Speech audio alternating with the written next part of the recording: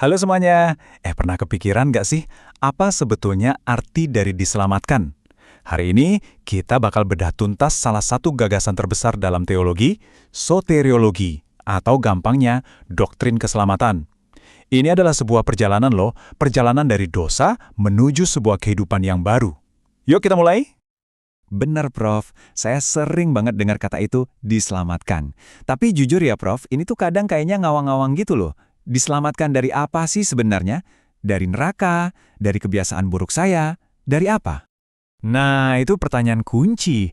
Dan pertanyaan itu langsung membawa kita ke jantung permasalahannya. Gini, dalam teologi, kita tuh nggak akan bisa benar-benar menghargai kabar baik kalau kita belum paham kabar buruknya. Dan kabar buruknya, akar dari semua masalah ini cuma satu kata, dosa. Banyak orang mikir dosa itu ya cuma daftar perbuatan jelek aja, nyolong, bohong, dan semacamnya. Tapi definisinya itu jauh lebih dalam dari itu. Dosa itu sebuah kondisi di mana kita gagal total untuk selaras sama karakter Tuhan yang sempurna. Jadi ini bukan cuma soal apa yang kita lakuin, tapi siapa diri kita dari lubuk hati sampai ke natur kita. Profesor, Alkitab, khususnya di kitab Roma, ngejelasinnya begini, kita semua ini lahir dalam keadaan Adam. Artinya kita mewarisi semua konsekuensi dari dosa pertama itu. Bukan cuma warisan sifat yang cenderung berbuat salah, tapi juga status hukum. Kita ini bersalah dan terpisah dari Tuhan. Nah, ini titik awal kita semua. Suka atau nggak suka? Tapi ceritanya nggak berhenti di situ untungnya. Dari kondisi yang kelihatannya tanpa harapan ini, kita beralih ke rencana penyelamatan Tuhan yang super keren. Dan tahu nggak yang paling bikin mind-blowing? Rencana ini ternyata udah ada bahkan sebelum dunia ini diciptakan. Nah, ini dia konsep yang sering jadi perdebatan. Namanya pilihan atau election. Intinya gini, sebelum dunia ada, Tuhan dalam kedaulatannya udah milih orang-orang untuk diselamatkan. Tunggu Prof, jadi ini bukan semacam rencana B setelah manusia jatuh ke dosa, gitu? Ini dari awal udah jadi rencana A? Wah, itu dalam banget sih Prof, susah dicerna. Tepat sekali. Dan ayat ini ngasih kita kunci buat ngerti kenapanya. Ini bukan pilihan yang asal-asalan atau berdasarkan apa yang bakal kita lakuin. Motifnya itu murni kasih. Dan tujuannya adalah supaya anugerahnya yang luar biasa itu bisa kelihatan dan dipuji. Singkatnya, ini semua tentang Dia, bukan tentang kita. Oke, rencana ilahi ini nggak cuma jadi konsep di awang-awang. Rencana itu benar-benar turun ke bumi, masuk ke dalam sejarah kita, lewat satu pribadi, Yesus Kristus. Nah, disinilah konsep-konsep langit itu beneran napak di bumi, jadi sejarah nyata. Oke, Prof. Penebusan atau atonement, itu kata yang teologis banget ya. Bisa tolong dijelasin artinya apa, tapi seolah-olah saya baru pertama kali dengar kata itu. Tentu saja. Coba bayangin begini. Penebusan itu adalah segala sesuatu yang Yesus lakukan buat benerin lagi hubungan kita sama Tuhan. Ini mencakup seluruh hidupnya yang sempurna dan puncaknya kematiannya di kayu salib. Itulah tindakan yang membayar lunas keselamatan kita. Terus kenapa sih harus ada penebusan? Soalnya ada semacam dilema ilahi dalam karakter Tuhan. Di satu sisi, Dia itu Maha Pengasih.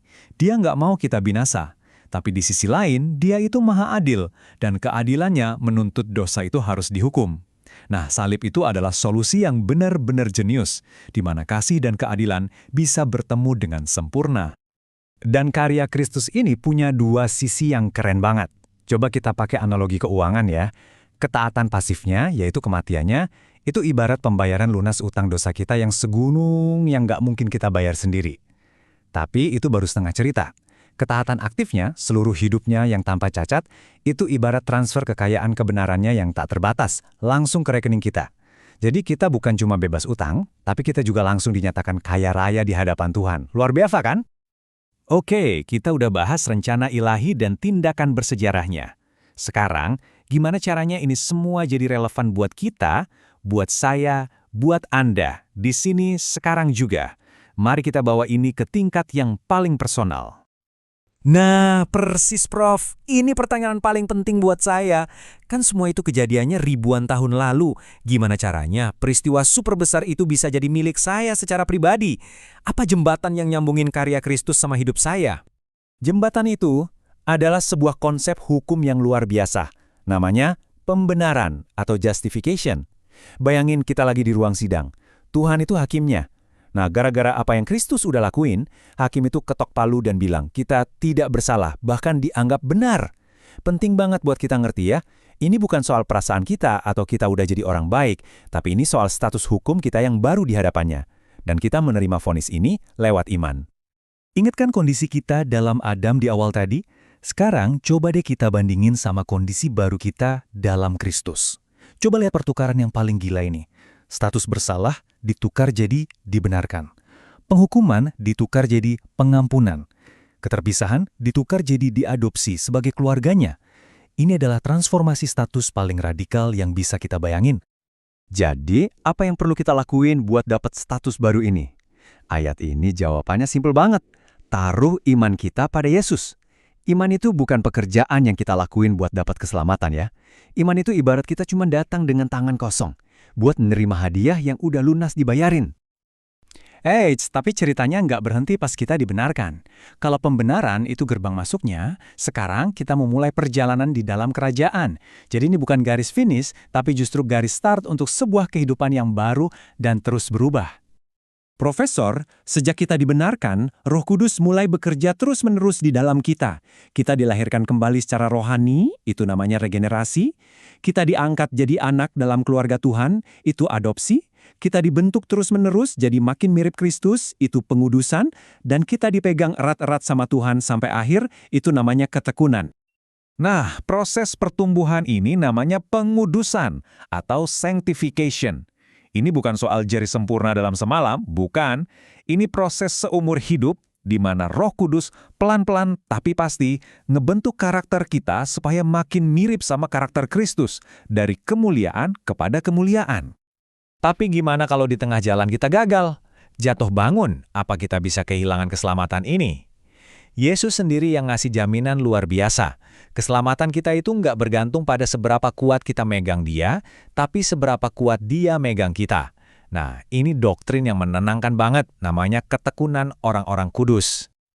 Jadi ayo kita rangkum seluruh perjalanan ini. Siap. Jadi alurnya gini ya, Prof. 1, kita punya masalah serius namanya dosa.